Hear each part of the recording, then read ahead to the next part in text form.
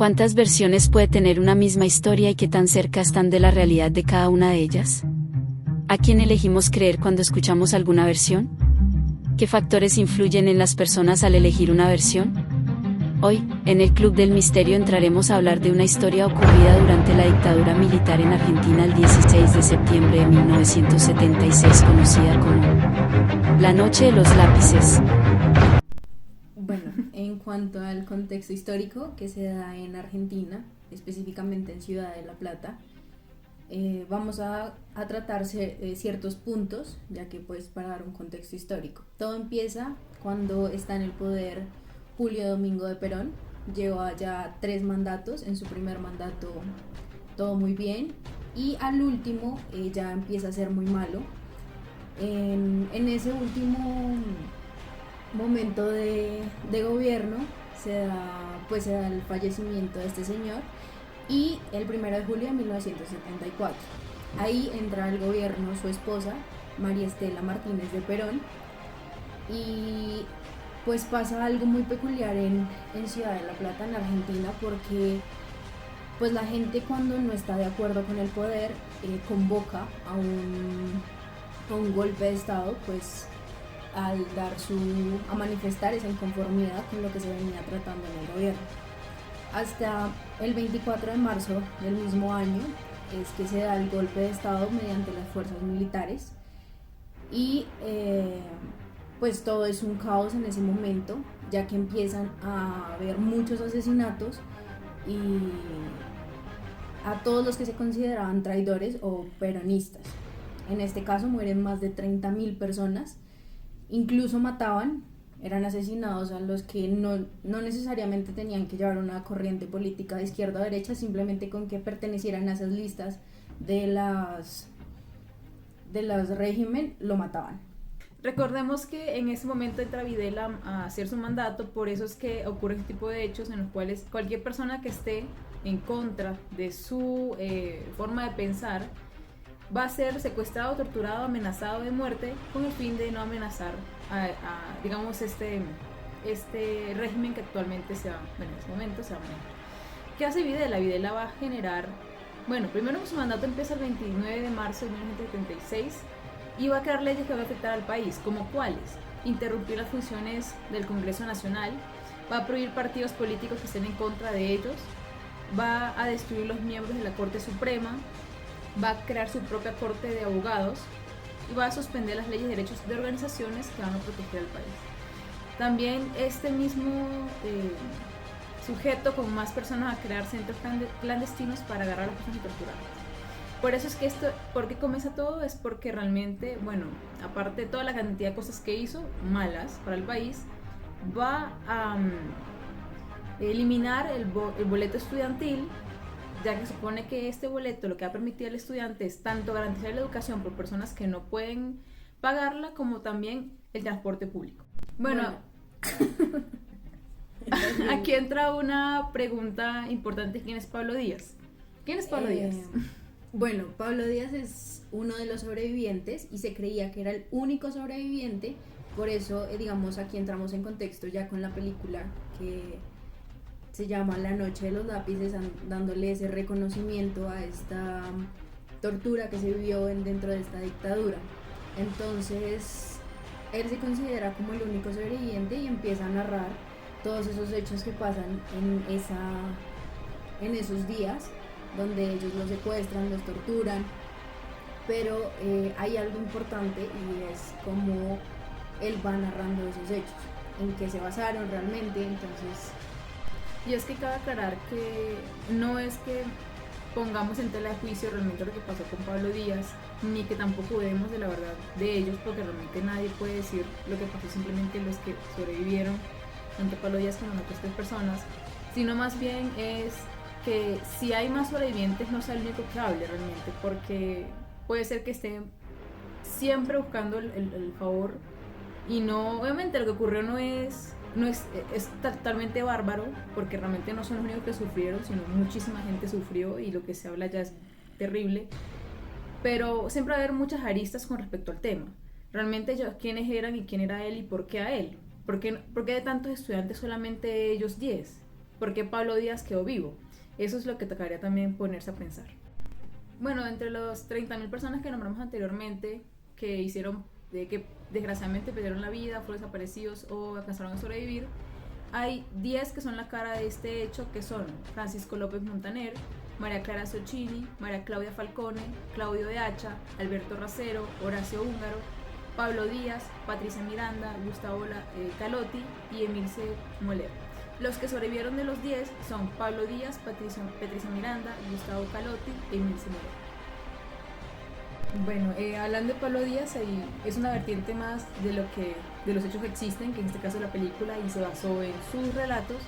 Se dice supuestamente que él se basó solamente en que es el boleto estudiantil. En que estaban defendiendo esa causa del boleto estudiantil. Pero, pues, en una investigación, una columnista escribe el relato básicamente, y salen a la luz otros testimonios. Así es. Como lo es el de Jorge Falcone, que es el hermano de María Falcone. María Claudia Falcone, se supone, y él dice que la verdad que ellos sabían lo que estaban haciendo, que era una militante peronista montonera, o sea, en este caso es que hace parte de una guerrilla urbana, en los cuales estaban en contra de lo que es el movimiento de Videla. Entonces por eso es que ellos sí sabían lo que estaban haciendo, no era como que simplemente era por hacerlo, sino que ellos sabían a lo que se metían, lo que tenían armamento supuestamente. Entonces no era como que los pobres estudiantes haciendo las cosas, sino que realmente tenían todo estructurado, tenían un movimiento político, como dicen en este caso, militantes políticos, para atacar esa guerrilla, para atacar ese movimiento, esa sí, militar que estaba en el poder en ese momento. La dictadura de Videla, querían atacarla, pero no era realmente solamente el boleto estudiantil. Podemos decir que sí, o sea, el boleto estudiantil es una de las tantas cosas que no gustó de lo que estaba pasando. Sin embargo, no es como que fuera solamente eso, hay muchísimas cosas. Entonces realmente existe una coherencia en los testimonios de los que, primero del que existió, que es el primero Pablo Díaz, con los que ya aparecieron unos nuevos sobrevivientes. Realmente existe en este caso una coherencia. Eso también pasa cuando, sale también Emilce Moler, que es considerada la segunda sobreviviente después de Pablo Díaz, y sale totalmente a decir lo contrario, es que fueron secuestrados y fueron torturados, aunque no da ese pie para que secuestren y maten a la gente de esa manera. Claro, jamás. Por ir en contra de algo no hay que político. Matar a nadie. Pero pues ella insiste dentro de sus entrevistas y todo, de que realmente no era por el boleto estudiantil, sino porque eran militantes políticos en su época. Entonces, sigue lo siguiente, que es la causa justa. Hay una causa justa y por una patria justa. En este caso ellos consideraban y creían, como todas las personas creemos y consideramos, que sí, que hay que lucharla, hay que estar dentro de, no exactamente un movimiento, pero dentro de una política en la cual consideres que es pertinente para poder tratar temas políticos actuales, como en este caso ocurrió con ellos, que no estaban a favor de lo que pasaba con Videla. Sin embargo, para ellos era una causa justa, y entonces ellos hacían eso por una patria justa para los demás estudiantes también y todas las personas que estaban en ese momento. Y pues a pesar de todos estos nuevos relatos y todas esas cosas, como ya lo decíamos, este acontecimiento se tomó como un acontecimiento emblemático,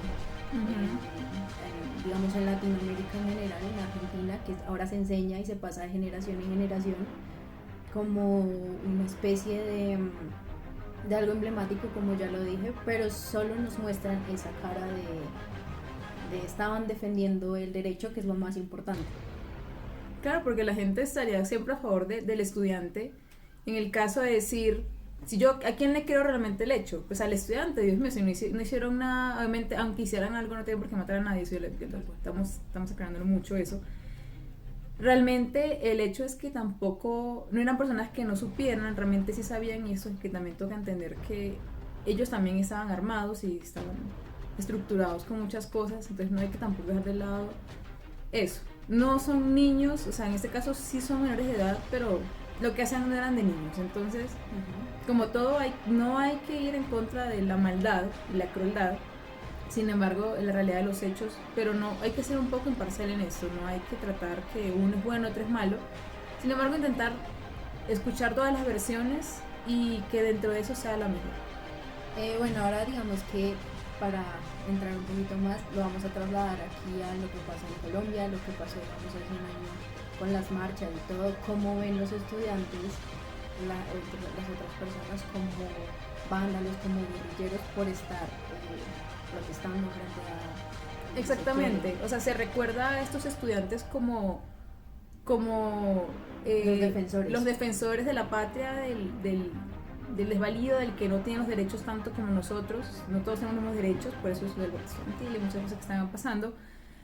Sin embargo, porque en Colombia aquí realmente se ve al estudiante como algo negativo, como el vándalo, como el guerrillero, como el que no quiere estudiar, como el vago, el mantenido, sí, la cantidad de temas como nos tratan a los estudiantes, aunque es una buena causa, porque realmente todas las causas son buenas, hablamos pues a favor de la gran mayoría, y caso también a favor de la minoría, porque a estas personas se las trata como algo, sí, como algo positivo y a nosotros siempre como algo negativo. En Colombia, ¿qué factores nos hacen ver a nosotros como que somos malos? Sí, aquí quieren llegar con eso. Y en otros países sí también los aclaman, los tratan de héroes y aquí no. Así es, y de hecho, si miramos, hay muchos políticos que hablan o tuitean lo que pasa, digamos, con Venezuela, a ellos como defensores de la patria, de la democracia, valientes, de todo, y tuitean aquí diciendo que somos los vándalos y todo esto. Entonces, cuando uno para pensar realmente que están defendiendo y si realmente nos defienden a nosotros como civiles, como estudiantes, como trabajadores, realmente nos defienden, la patria nos defiende a nosotros o el gobierno nos defiende a nosotros, es muy complejo. Pues no responder eso, sin embargo, pues los hechos se muestran por sí solos. ¿En qué momentos de la realidad recordamos la frase, contra la injusticia y la impunidad, ni perdón ni olvido?